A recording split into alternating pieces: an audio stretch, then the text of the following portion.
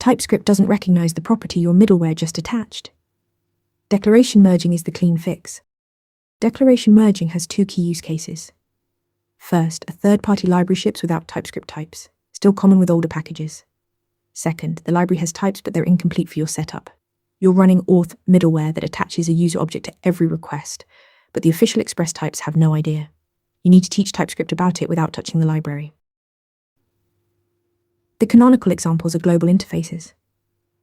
The browser's window object, Express's request co as context. These are interface types TypeScript was built to merge. When middleware or browser code attaches new properties, you reflect that in a matching interface declaration. The syntax uses declare module for library types or declare global for global interfaces. For Express, you extend the underlying Express Serve static core module.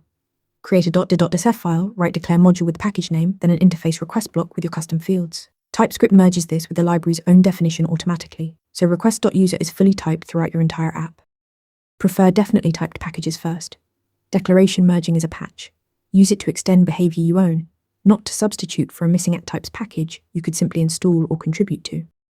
Extend third-party and global types with declare module and declare global when definitions fall short.